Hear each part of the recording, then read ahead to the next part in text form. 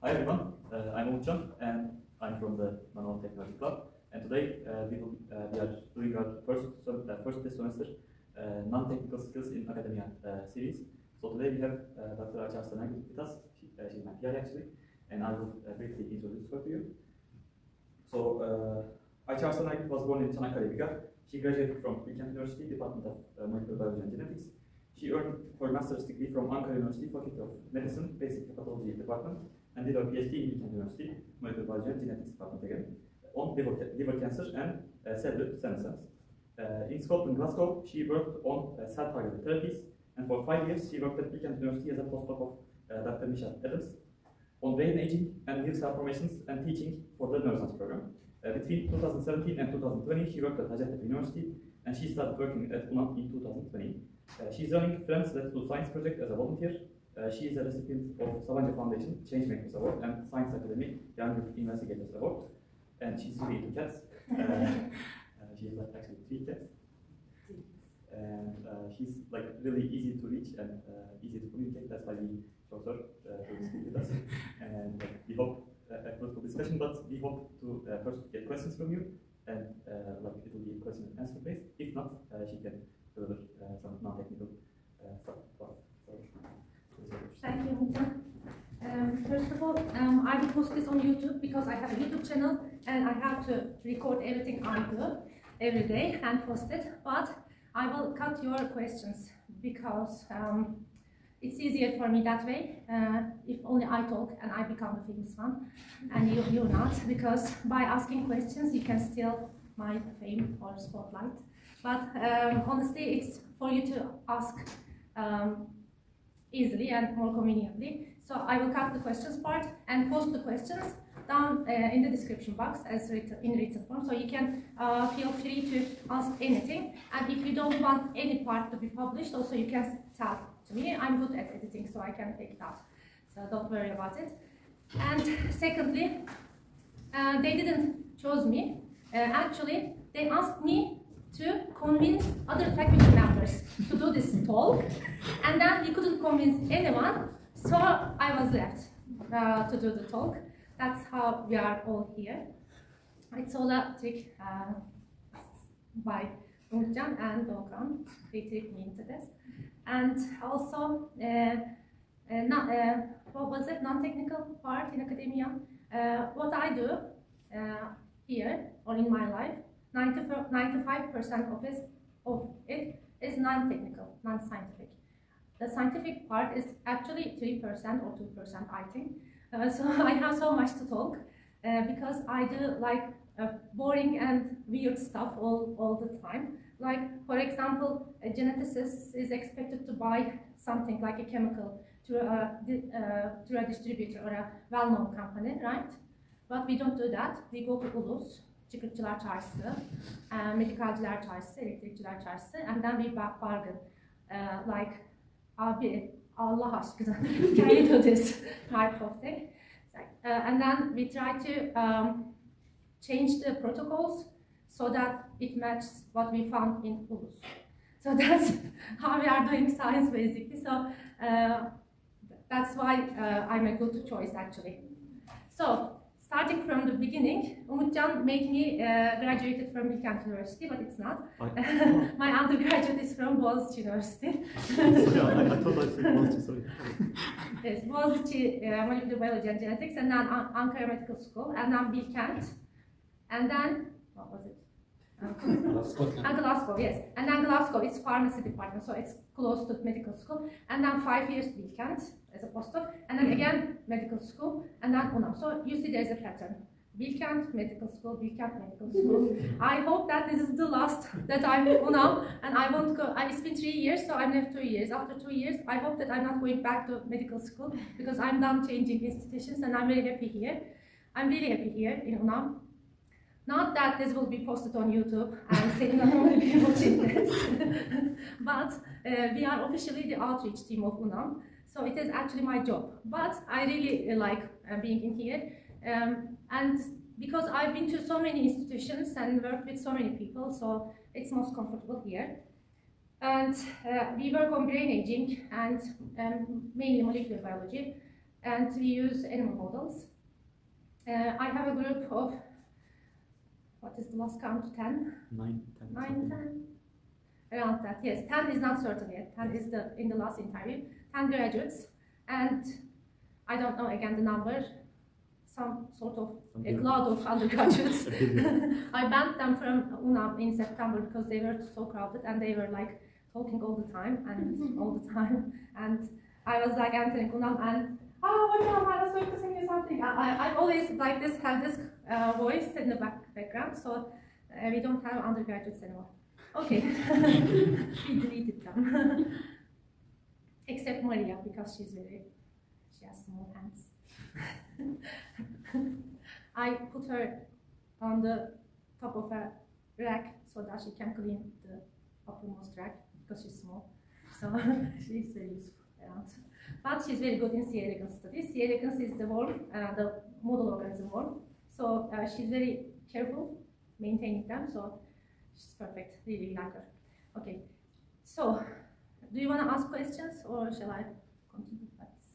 I can. My personal record is talking like this for 4 hours. Okay, yes, that's our main topic actually, and getting married and having a family life. So I met my husband in 1993, and we've been together since. It's been 30 years. So actually, I didn't have an active like searching and finding life, like flirting life. So at 1993, I was 13. Now I'm 45. So actually, it was very stable. Unlike my job life, like changing institutions all the time, I've been with the same guy all over. The easier part was that how can I say this might be a non-offensive? He's in the autistic spectrum. This is the mildest version of saying this. So he's easy. Like you put him in his desk, and then he works 10 hours, and then you come from work, and he's still in the same desk. You haven't done anything else in between, so it's easy to maintain. He doesn't ask for weird things like going out and like having fun somewhere or going to a vacation or something. He doesn't ask. He doesn't do those things unless I drag him. So it was easy, and he's an academician. By the way, he's electronics major in ODTÜ. So he's easy, and he works all the time. Literally, he works all the time. And that is what I wanted as well. So, in summary, our interests are similar, our objectives are similar, our hobbies are similar. Hobbies, working is similar. So we both have been working all the time. In the high school, it was science high school, so we were working and we continued like that. But in the university, he was in Bilkent, I was in Boğaziçi. So we went back and forth, but he spent all his undergraduate years in this library, so again, no problems. I was in Boğaziçi having more fun, going to theaters, cinemas and stuff. And then when we came back, I'm very social, as you might have guessed, and I'm extroverted, extremely. And I like meeting people, getting to know people, and he's not, so we balance each other, so we complete each other. Actually, if two people are extroverted are in the same house, it might be a problem. So it can balance together, and now he's more social now, and I'm more workaholic, so it balances itself.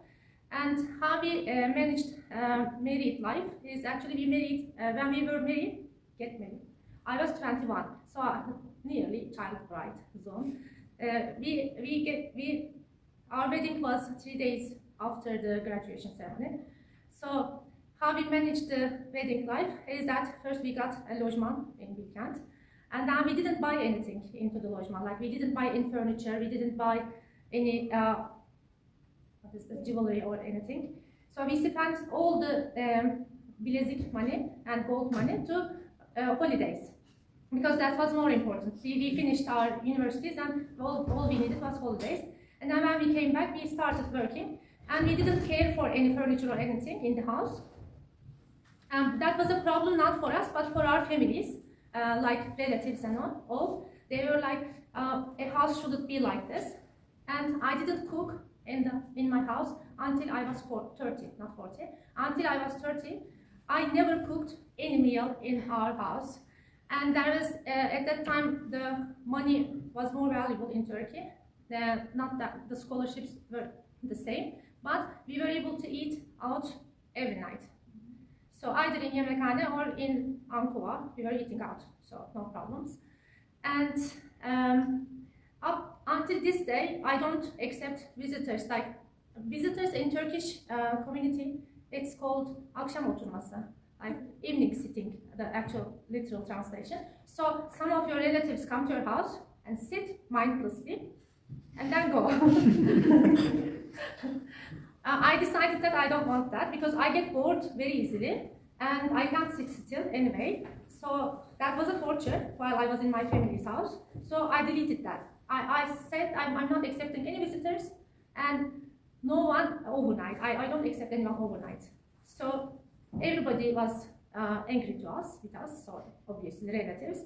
But we said that we are working too much and we are becoming scientists. So they accepted. At some point they accept. Or, I don't know, maybe they didn't accept. I have no idea. So I don't have any visitors. And when my friends came, there were like dishes everywhere and the house was not tidy and I was not cleaning the house. We weren't living in unsanitary conditions. It was sanitary, hygienic, but not tidy. So, and then we had cats and lots of cats. And the logement was in the basement, the entry floor, so there were lots of animals. And then there were lots of kids. The faculty members' kids were coming into my house because I was friendly with them. So we called it Cat Cafe. The balcony was on the floor. It was 12th, logement 12. It was demolished and rebuilt now. And then we called it Cat Cafe. And I used to put fruits and snacks into the balcony. And they would come and hang out in our balcony. So it was nowhere looking like a married household. So that's how we survived marriage and work life. It wasn't like a married life, but it's like you are sharing a house with your friend type of thing. So that's how you change. You have to bend the rules. Like if you think about how your mother or father and elders are married, it won't work with academia because they're not doing our job. So I can't have a dinner guest. I never had any dinner guest. I can't do that. Like I'm not able to do that actually. So that's one thing. And the other thing is, like, I think supporting each other. So we always support each other. Like no one had to compromise. No one had to compromise his or her career. So how it happened? So my husband finished master's 1 year before me, and he wanted to go to America. He didn't, because he had to wait for me. And then he started his PhD here. Then he liked his project, so he stayed for PhD, and I stayed for PhD here after 1 year. So we chose to stay together. But even if we were like separated, I think we could manage that one as well, because everybody is like supporting each other. Like I can't say this, but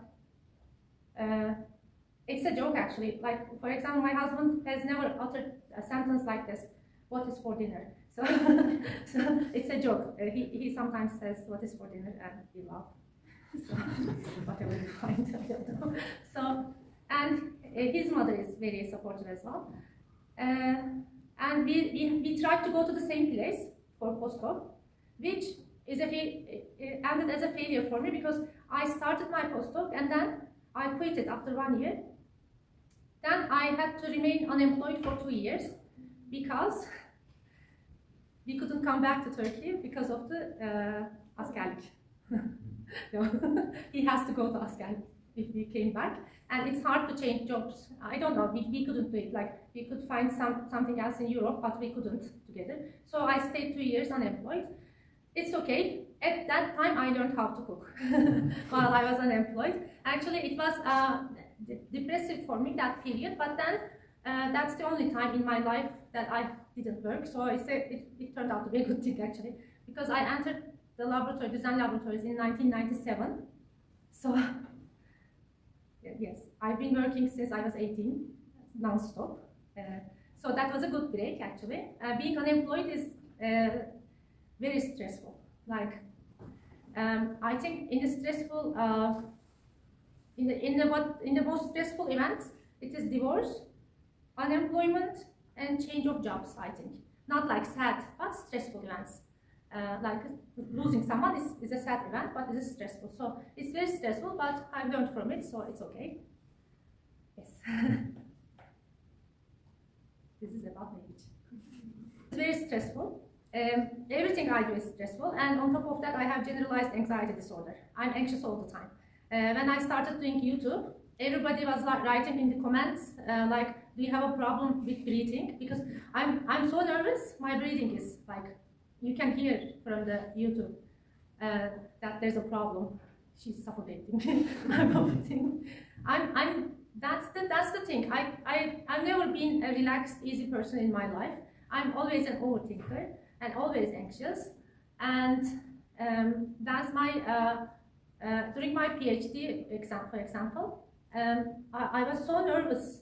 Like I can't even describe it. I was a bad person during a PhD. I was like really this. You know, there are these students who are really difficult. Like if you touch their bottle, they will kill you. That's me. I was that person. Nobody could ever touch my bench. I would go crazy, like because I was so stressful and all the time. But that's another thing for me is that I'm never afraid of doing things. Like I'm not brave, but I don't take myself back. And everything I did is like based on this. Like being so stressful and being not afraid of doing things. Everything I do, like going into the high schools, for example. Actually, in my life, if you ask me what is the most stressful thing, it's not changing jobs, but it was like going to that first high school and giving a talk. That was the thing I was most afraid of going, but I still do it. I have this urge to do it, and then I somehow go for it at the end. For example, in a seminar during my PhD, I cannot talk in front of a crowd during my PhD. And in every seminar, I was this irresistible urge to ask a question. So I'm so afraid, and I ask questions every time. I don't know why I do it. Like I don't know why I do it, but I ask questions, and people already dislike me. They dislike me more because I ask really good questions in the end, because I'm so stressful. So whenever there is a seminar during my PhD, I don't do it now. I don't have time for that now. I overstudy the person. I don't know, again. I have no explanation for my actions. I overstudy that person. I read the latest 5 articles, and then the person comes, and then I ask a question, and it's a good question, and then the speaker likes me, and then, yes, I am the best PhD person here. I'm like this all the time. But I was very nervous, and you can hear my heart beat, that afraid. So that's, I think, my survival mechanism, because in Turkey, again, in many other places, the first child is raised to be the successful, you have to make your family proud, and then you have to be a good citizen for your country, type of thing. I grew up with that, and I overstudied everything I did. So that's something like a survival mechanism, because you have to succeed what you are doing. Even if you're doing something stupid, like a geography class in high school, I have to do it best, because you have to go home and say that I got 5. So that's my goal. So that became a habit. But actually, if I weren't forced to be successful, for example, I realized that after 40, I'm actually an introverted person. Really. I realized this very, very late. I actually want to stay at my home with cats and not see anybody for days. That's the best solution for me. But I was forced to be extroverted. Actually, in Turkey, if you are an autism spectrum person, you are forced to be non-autism person as well, because you have to speak in, like, starting in the primary school, you are forced to read like poetries. Do you know that? In the important days, for example, Bayram, you go out in front of the whole school and read a poetry. I do that all the time because I was a successful kid, but I hate it actually. So I learned that as an innate, like I have to force myself to do things. That's how I do it, not because I like it. or actually I'm not afraid, or I have to be like doing the best of what I can. I have to be the best thing, and so make all the family proud thing. So that's why I'm forcing myself, but it became a habit, so I continue. So if I was born in Finland, for example, probably I would be a highly introverted, crocheting person at home and doing a very insignificant job, so that I can be at home alone. But so I was forced to be here doing this talk, as you can remember. I could have been at home with Isolde, my cat.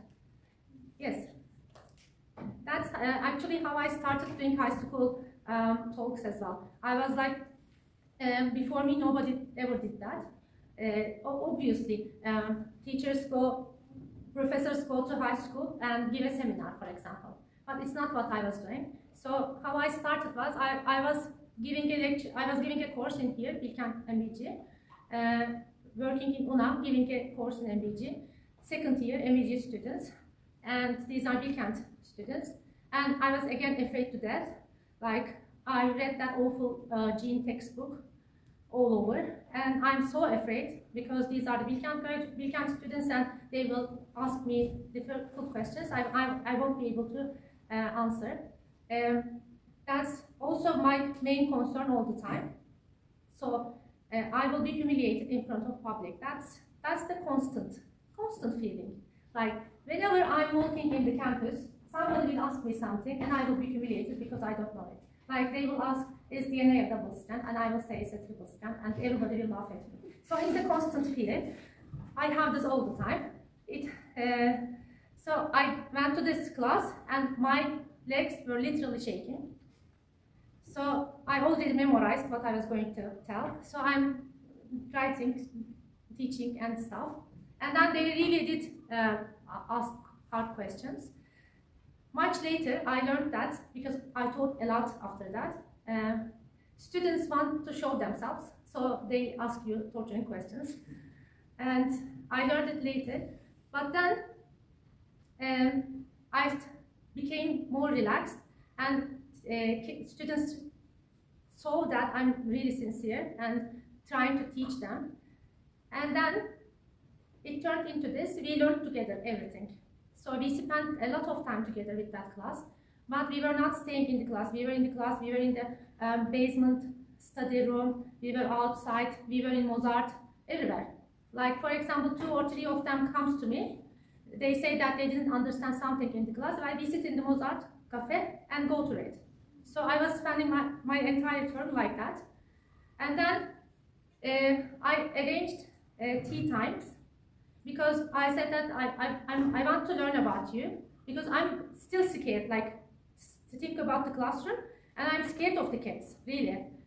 I said that 3 or 4 in groups come to my office, and we have tea. I have very nice teacups still, and we have tea and talk, so that I won't be afraid of them.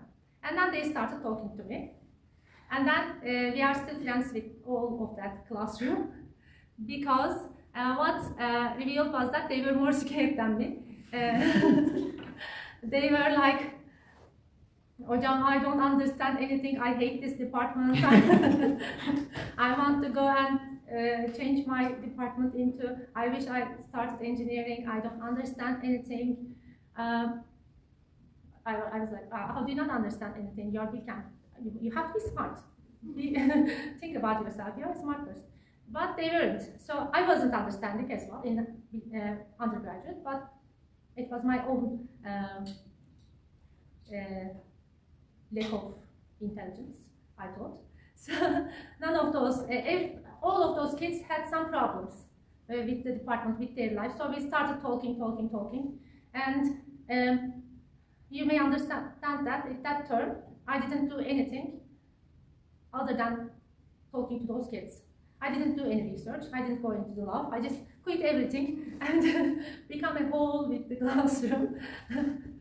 So that is the starting point of how I started going to schools, because I've seen that even if they're in Bilkent and they're good students, they're so insecure, nobody is talking to them, nobody's asking them what they're doing, what their problems are, or the most important thing is, nobody is telling them that they can be a scientist. So that's my starting point for high school talks. Everybody thinks that. I was thinking like that too. If you want to become a scientist, you have to be brilliant. So you have to be perfect, and you have to be very smart, so smart that it sparks from your brain, and everybody can see that. Everybody thinks like that, and it's not. So one key sentence was like, I had this student, Merit, who brought me this cup by the way, this summer. Merit was like, she came and she said that I told them all about my previous experiences, how I struggled and how my GPA was very low. My undergraduate GPA is 2.3, very, very low, yes. So she came and said that after I know you, because now I know you, I think I can become a scientist too, she said.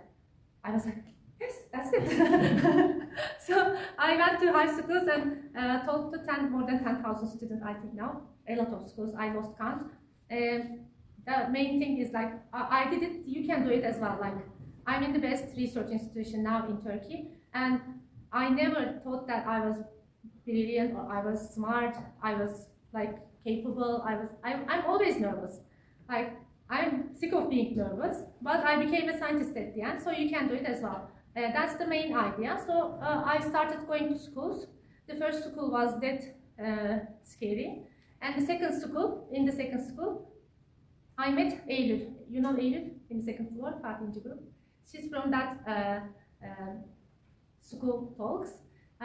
After I went to her school, she sent me an email, and she said that I want to become an MBG major, but I don't know if I can do it. Like, so it started like that. Now I have lots of students from the high school talks. That's how it goes. Like, yeah, you are scared, but you don't. It doesn't stop you from doing anything. This is actually from a book. In a book I recently read. Yeah, I'm scared all the time, and it never stopped me doing anything. Something like that.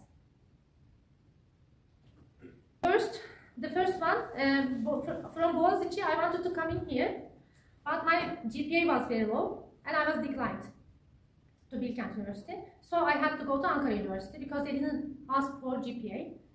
And then, and also they have this Araşgör, they have salary, yeah, they were giving salary. So that's the reason. And then I applied for Bilkent again, and then I got it. Then going abroad is a must because you have to go abroad. And then from abroad, I found the job Michel has, my postdoc professor, Michel Adams. I saw the advertising in Nature, actually, and then I didn't apply to it because it was in Nature, because I wasn't good enough for a Nature advertised job. But then, after 6 months, we came to Turkey for my husband's conference, and I saw her, and she said that, like, and I was in here anyway. I said that why not send her the CV anyway, and she was like, "You are the person I was looking for months. Where have you been?" How could it be? I was like, I couldn't understand how it could be. But what she was looking was someone to go to Ulus. Really? She said she was like so much in trouble with the purchasing and managing the projects in Turkey because she's not Turkish and everything is in Turkish. So she was looking someone from Bilkent so that to undertake the things, and she had very good CVs from all over the world. So I got that job like that, and then after 5 years it finished because of the project. It was an able project, 5-year project. So it terminated, and then I looked for jobs, and so I went to Hacettepe, and then with them, and then sent Volkan Hoca an email, and I was hired in 24 hours. Yes. But again, for the past 6 months, I hesitated applying to here because I thought I wasn't good enough for here, for now, so I didn't apply. For me to apply, it has to come to a point that I cannot tolerate that, and I have nowhere to go. And in the evening, that's the reason. So out of necessity, changing jobs all the time. That's actually what keeps me going. So it will be also an answer to like, why are you coming here every day? Like, what keeps you going is the same thing. You have a super good motivation to work, and I have a super good motivation to work, which is for the benefit of all beings. All human beings, yes. Yes, not human, all beings, for the benefit of all beings. So you have to do something for the greater benefit. And first of all, I'm not rich. Money doesn't like me. Money doesn't come to me for some reason. I don't know. Manifest. Sorry, manifest. Yes. So my motivation was never to get rich or earn money anyway. We have to have money, but in science too, my motivation is always to do something good. Like, for example, the first thing and the most important thing in Turkey, doing science in Turkey, is raising students, for example. This little guy here, so there are students staying in Turkey. They want to, everybody goes abroad, but they stay in Turkey for family reasons, for other reasons. So you have to be here to teach them and to supervise them and to provide them a place for science. And second reason, what I'm doing science, specific to my subject, but I will come to you as well. Specific to my subject, we are always working in diseases, like to provide an understanding to human diseases, and especially our soft spot is childhood diseases, so to prevent child deaths and child diseases. So it's a huge motivation, and it's actually what we are working on. The diseases are mostly affecting the poor population. Like, somehow rich people don't get awful diseases. They have good diseases. But we have these awful diseases like neurological diseases and neurodegenerative diseases, and where children suffer, and then their mothers suffer, and their fathers suffer. These are like mostly in the, as you said, in the lowest 25% of the population. So it helps them. But when we come to your area, physics, which I never understood, physics, but physics is the most important, one of the most important sciences, because it is in the basis of everything we do. So without physics, we cannot do our research, because every equipment I use is a product of physics and mathematics, actually.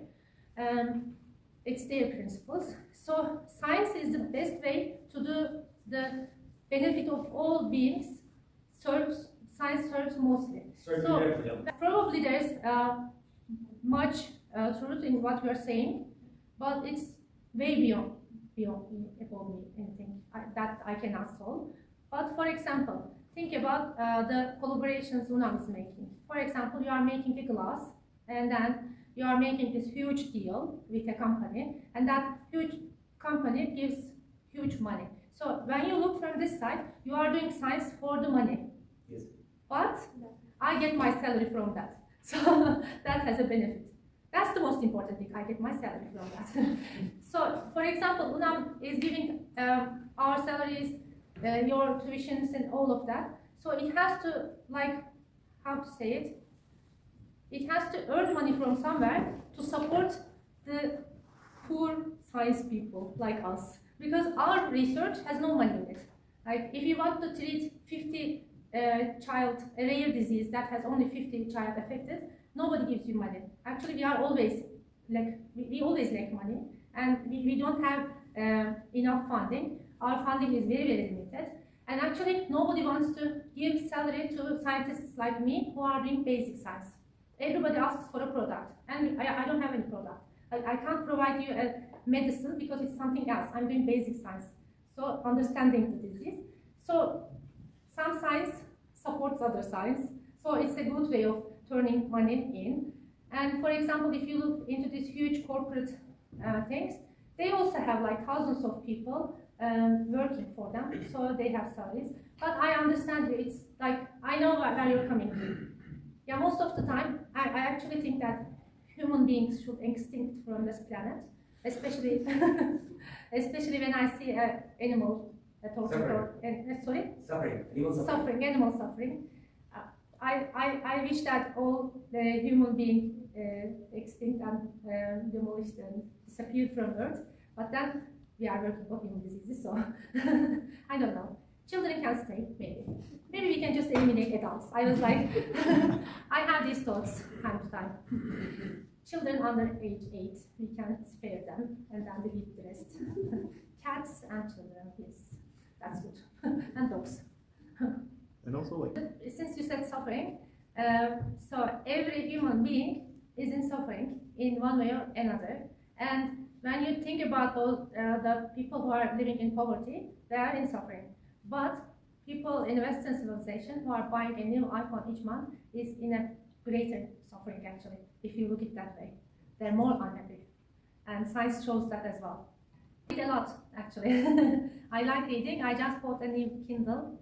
I'm so happy with it. My happy place these days is getting under the covers and then read the Kindle because it doesn't require light. So that's my favorite activity. Paperwhite? Sorry, paperwhite.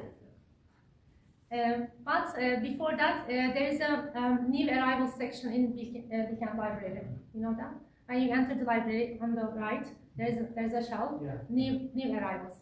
So I go there every week and look at the new arrivals and pick something. Because I'm so bad at choosing something, I get stressed in choosing which book to read. So that's why I'm eating from Yemekhane, by the way. To overcome the stress of choosing. So it's fixed, and then go there and randomly pick a book. But I love fiction mostly, and I read so much fiction. And now I'm reading something that everybody can like in this room. It's called Tomorrow. It's about three people and their lives after computer engineering and mathematics departments, and they are developing games. Video games, PC games, and their lives around. So it's very similar to our lives. So I read fiction all the time, but I have some sections of reading. So for easy reading, I pick from New York Times bestseller list because they're very easy to read. And then for a bit more difficult reading, I read non-fiction. And for non-fiction, I read. I read a lot of Buddhist texts. I'm a Muslim and I'm from a very conservative family. Like I didn't skip any Ramadan day or any pray or anything until I was 18. And I finished Quran. I know how to read Quran. I can read it out loud. I can read religious songs out loud. So I was raised like that. Still a Muslim, but on the practical side, I enjoy reading Buddhist texts a lot because it's a lot on humanity and suffering, because I have a long history of depression. By the way, if you want another section, how I chose mental health problems came today. I have a long history of depression, by the way. I think it's because I was I had to become an extrovert. It becomes depression in the backside, but I'm very good at hiding depression. For example, I don't know if you can tell, in 2023, from February to June, I was in major clinical depression, severe depression, like kind of want to kill yourself kind of depression, but I was still working here. I can hide it. So that's why I turned into Buddhist texts, because it helps a lot to depression. No, they are so hard for me that it induces my depression. I want to kill myself right now. Yes. I read all of them.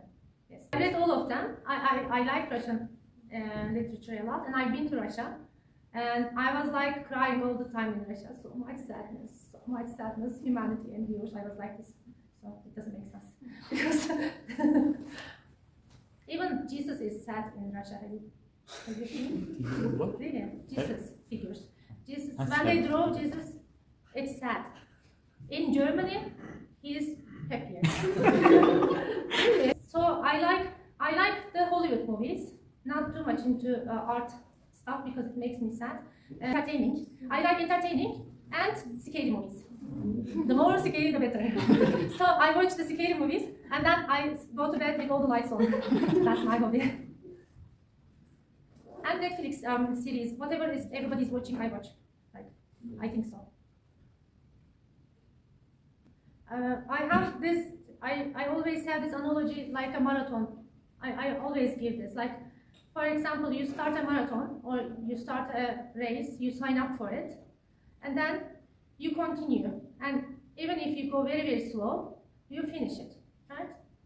So I have this sense that I cannot quit.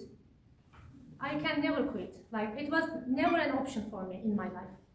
Like, for example, we had this fantasy high school exams, science high school exams. I had to get in there. I thought that I didn't have any other option. Like, I don't know, that's part of being raised, but now because I'm 45, I still have that. I can't quit what I'm doing, so I just continue and just do your best. And I'm always like saying that this is not good enough, but it's okay. Not good enough, but it's okay. I just continue doing what I'm doing. Sorry? Why can't you quit? That's my thing. Like, I'm not a quitter, like, but not in a good way. I never give myself that option. For example, while I was unemployed, my father, as I said, I'm from a conservative family. My father used to say that women aren't supposed to work anyway. Why are you so upset?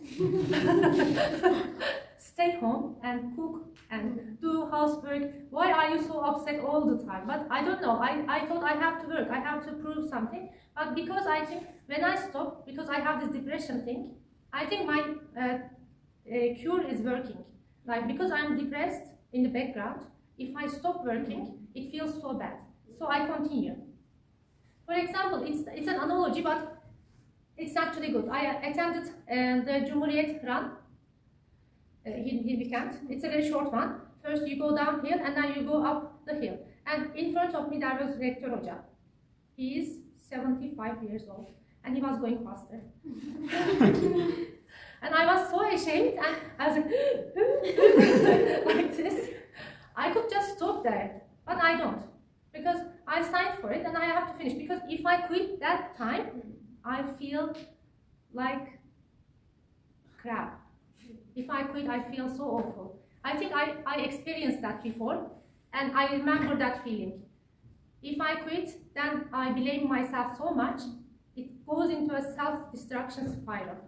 And when I go into a self-destruction spiral, it becomes bad. Like, when you say depression, most people don't understand depression. Depression is not like crying or being upset or not wanting to do something. So people say that I'm so depressed today, I'm not going out. And I want to kill them at that moment, because depression is not that. Depression is that you can continue your life, but there is an emptiness. I describe it like this. There is a black hole here, and then you sink into it.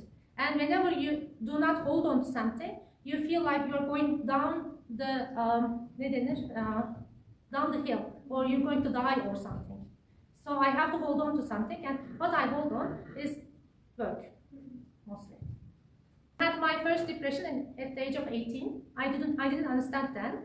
Now I understand. You immediately pick it up. It comes like a darkness.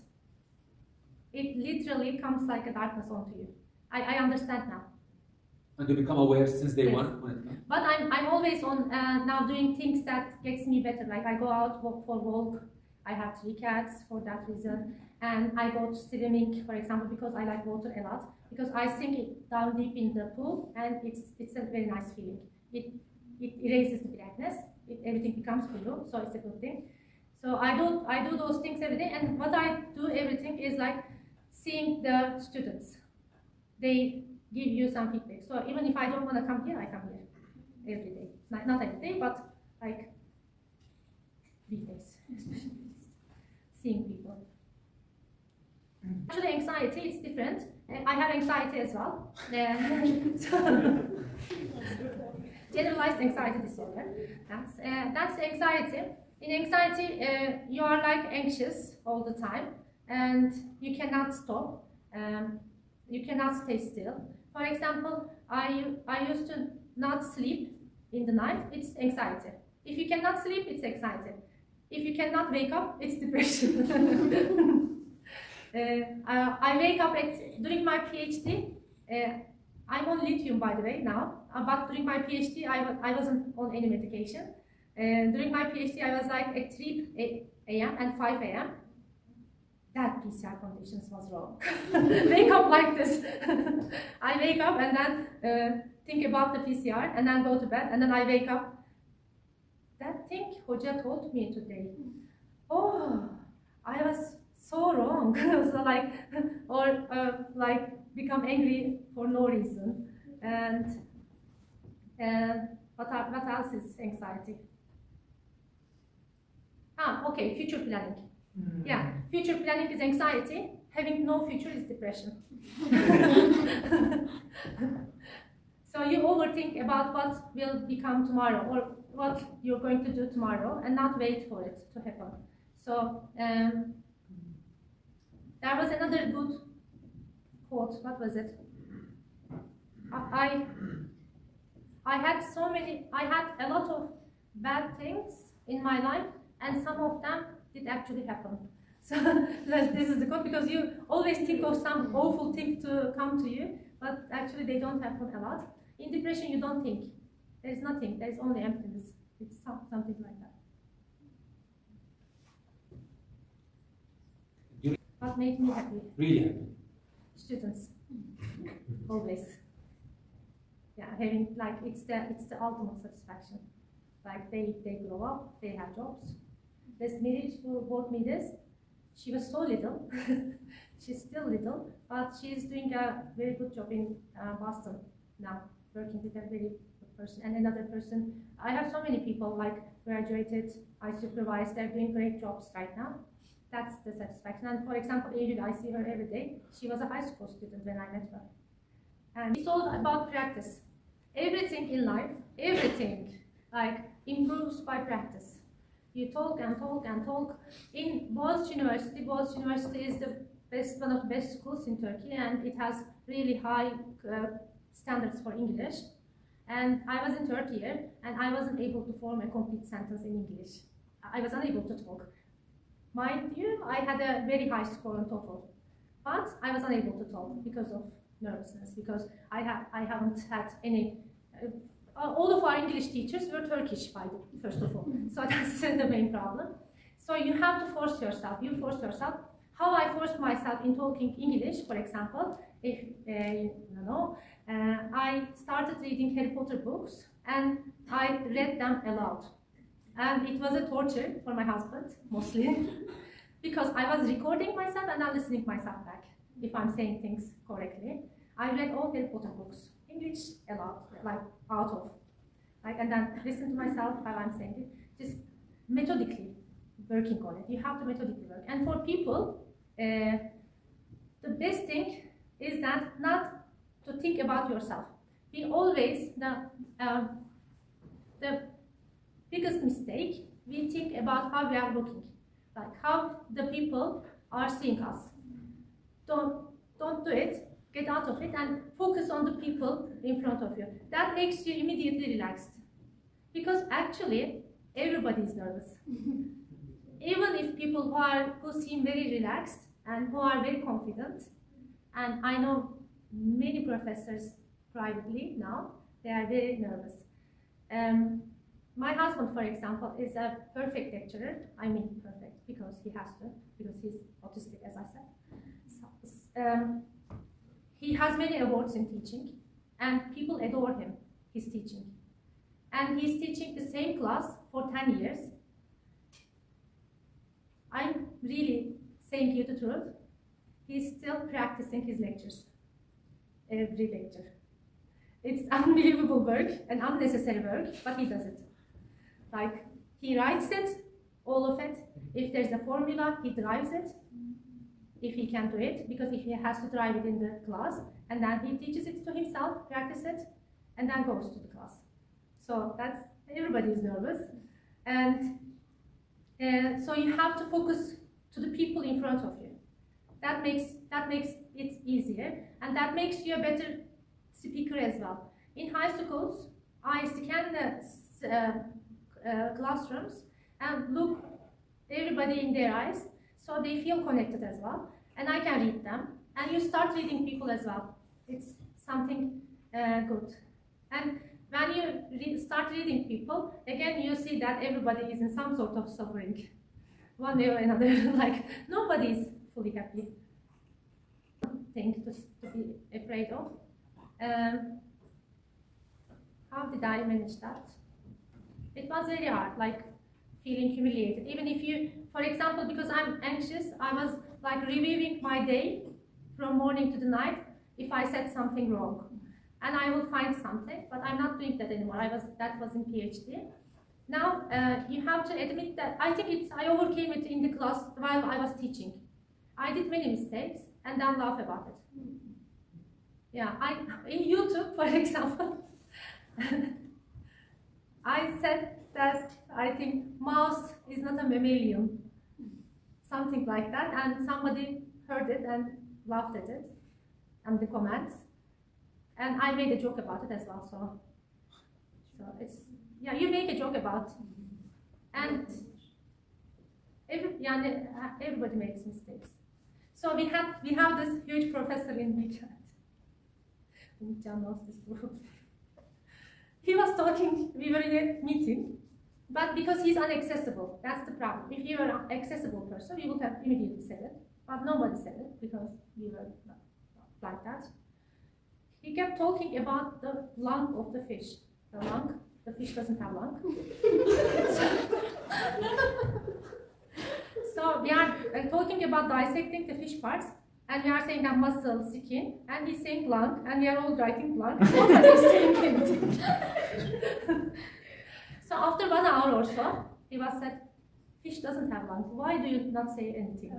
So, and nobody still didn't laugh, but we would have laughed. Like if you become more sincere or more like yourself, it becomes easier to make mistakes. I think we can end. Okay.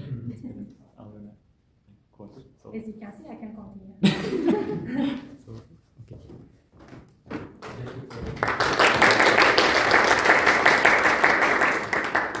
Thank you. We still have some stuff outside.